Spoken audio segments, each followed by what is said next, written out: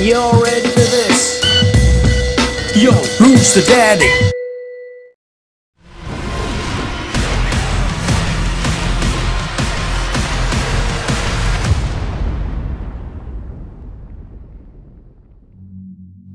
Easy guys, Dom here from Cringy Dad Gaming. So in this video we're going to be taking a look at Outriders.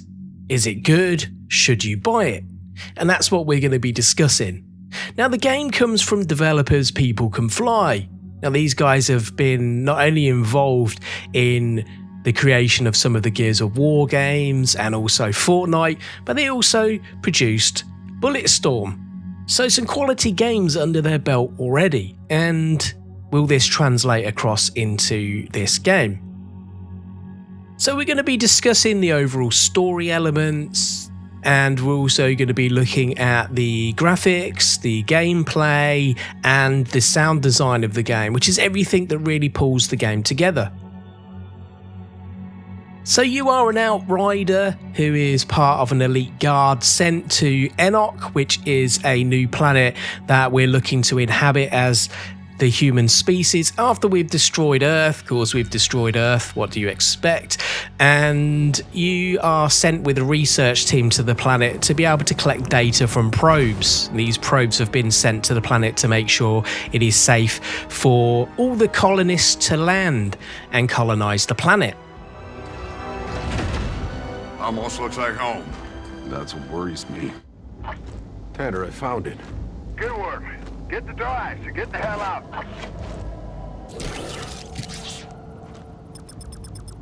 Wait, hold on. This thing's just in relay mode. Tanner, the signal isn't coming from the probe. It's coming from outside our search zone, somewhere else on the planet. That's impossible. There is nobody else. Secure the hard drive. We'll analyze that signal back at base. Copy.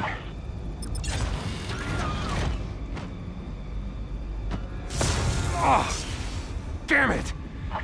Something's frying it, Tanner. Give us the frequency.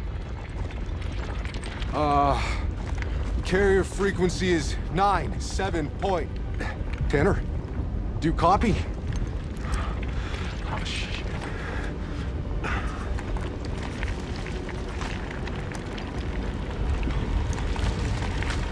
Tanner, I'm seeing some really strange shit down here. What the fuck?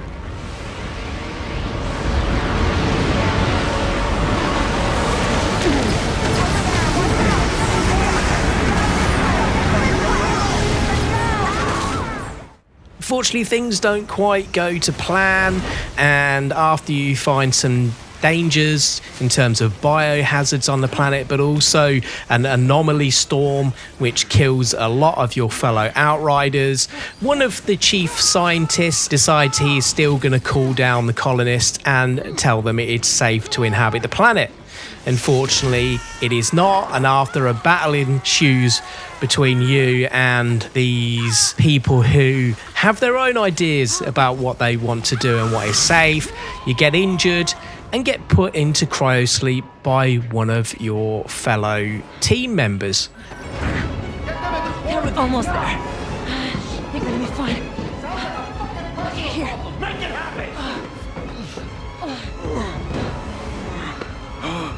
What are you doing? I'm putting you back into cryo until MedLab can save your fucking life. Don't be ridiculous, I'm done for. Pep talks aren't really my thing.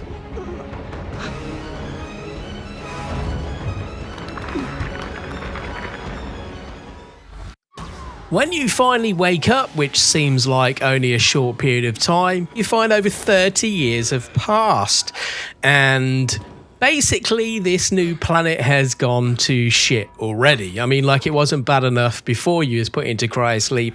It's 100 times worse now you're out of cryosleep.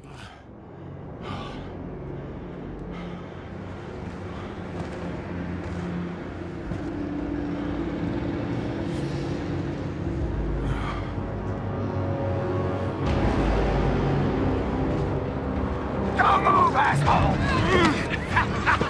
Captain! Found another one! Outrider.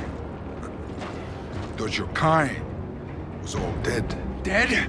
Uncuff me and find out! The anomaly's coming. Let's see how fast you can run. The no man's land, like the others.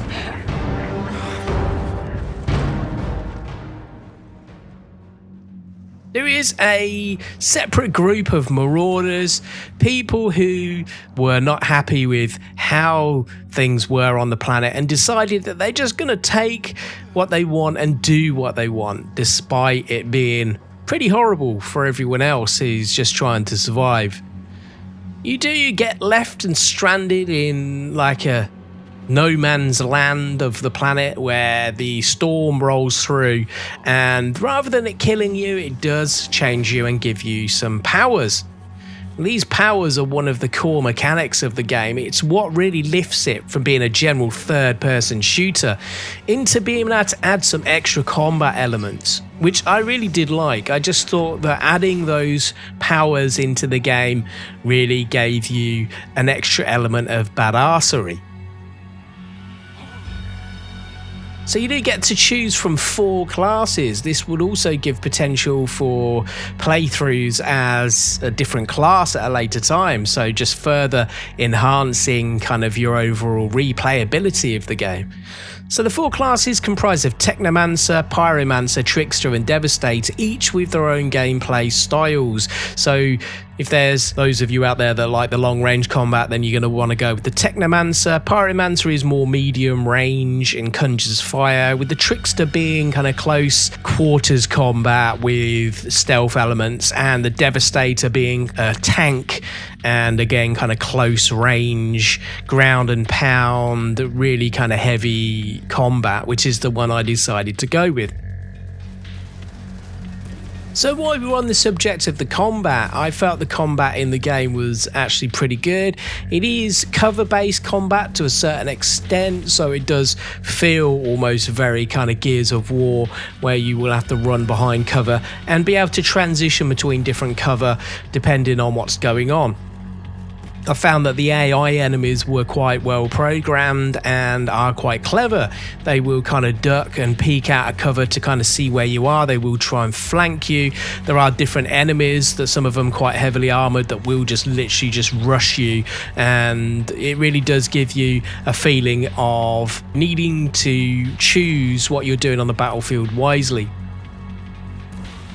But you won't only battle against other survivors on the planet as the war ensues for survival, but you'll also come across some nasty beasties that are already on the planet, and there's going to be some really intense battles against some of the natural wildlife of the planet as well. Captain, got attacked by one of those cow things. Something drove it crazy. I had to put it down. Keep an eye out. Having various different enemy types in the game will just keep it feeling fresh and just keep the challenge level there as you play through the game. Some of these powers make you feel like an absolute badass, and that really did lift the overall combat experience for me. The different types of weapons you can get do range from the usual stuff really: submachine guns, assault rifles, sniper rifles, shotguns, pistols, amongst other things.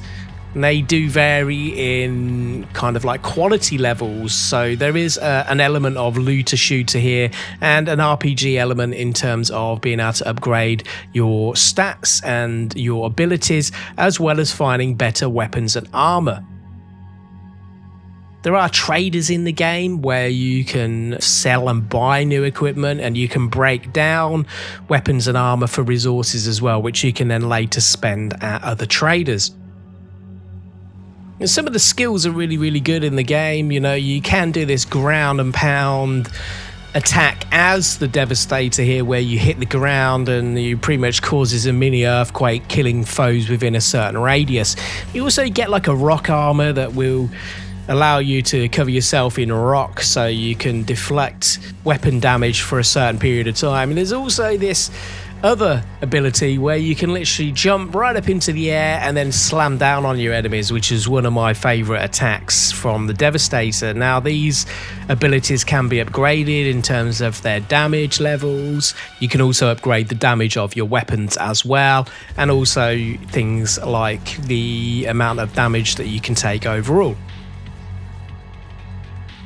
So I felt the combat overall was pretty solid. It is very fast paced and quite frantic at times, and you really can feel under pressure.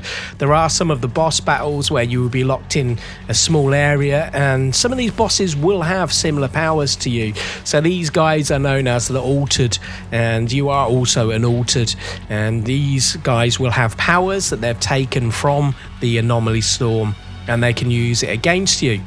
So although going through the game you will kind of feel relatively overpowered at certain times, coming across some of these bosses will balance the playing field a little bit and posing a little bit more of a challenge. They cannot actually be injured by your abilities while they're using their own abilities, so there is a window of when you can use your abilities to be able to try and take out these particular enemies. There's also world tiers as well, which gradually increase the difficulty of the combat as you progress. So the world tier not only increases the difficulty from story level right up to level madness, but also increases the item drops and loot rarity, as well as legendary drop rate bonus modifiers, amongst other things. Now, you can have world tier on as an auto level up, so it means that once you level up and the world tier will level up automatically, so it just doesn't feel like as you get more powerful that the world gets too easy in terms of combat. However, you can turn that off if you want, so if you are looking for a more casual experience and you do really want to feel OP, then you can. So, not only can you play this game solo, but you can also play drop-in, drop-out co-op with up to 3 players, be that with friends or joining a random team. So let's move on next to the sound design, including the voice acting. I found the sound design and voice acting to be very, very good. Some of the guns just sound insane.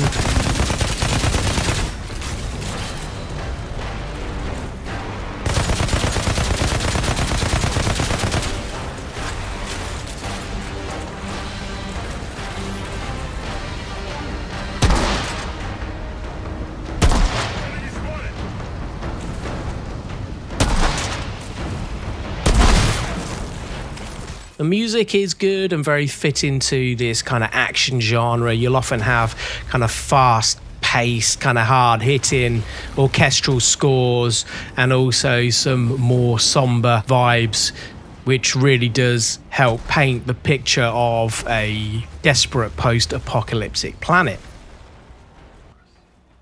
So all the sound effects and the music really brings the package together with some fantastic voice acting. No matter what happens out here, I need my best gun on this in case things go south. Can I depend on you?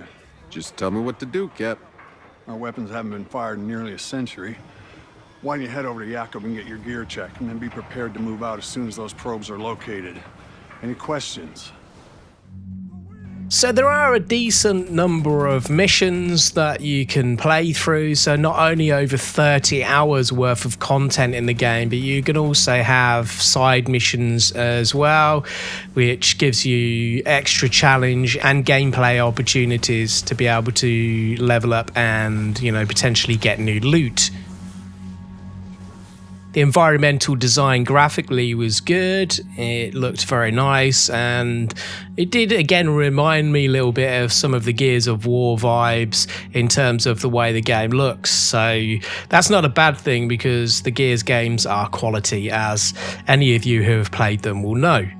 So Unreal Engine doing the business with pretty much rock steady 60 plus frames per second at ultra settings on my i7-8700 32 gig with an RTX 2070 card. Now, one thing I didn't mention at the start, but it is something that you're going to do pretty early on, is you will have character creation, so you can customize your character. It's not majorly in depth. You can't change individual features of your face in terms of the size of your nose, ears, and other things.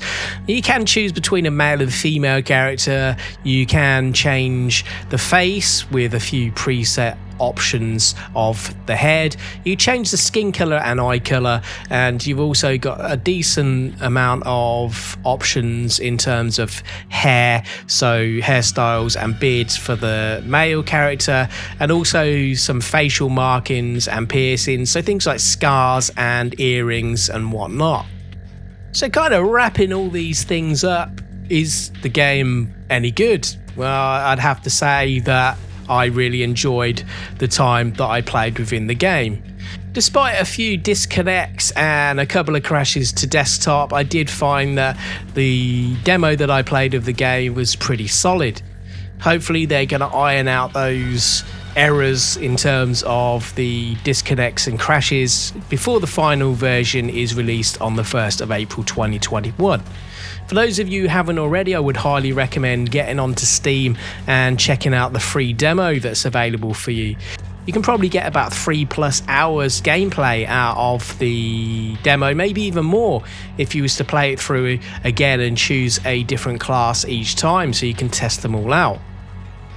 So for those of you who have got your mind made up already like me and you're going to be getting the game on the 1st of April, there is an affiliate link within the video's description for you that will give you 30% off the game if you use it to buy it on CD Keys. Now for those of you who have not used CD Keys before, it will give you a Steam code which you'll be able to redeem on Steam, and the game on Steam at the moment is about $49.99, and if you use the CD Keys code that I've put in the description, you'll be able to get it for $34.99, so a good saving. 30% is not bad, but do bear in mind, and I can't stress this enough, that if you're one of these people where you might want to try the game for a little bit and you may want to get a refund on it, if you buy the game through CD Keys you won't be able to refund the game, so just bear that in mind. But there you go guys, that's our look at Outriders. I'm really excited for this game. I think it looks fantastic. The gameplay, sound design and overall experience, including the intriguing story, was something that I really bought into. So watch this space for more Outriders. I'll catch you guys on another video, and thanks for watching.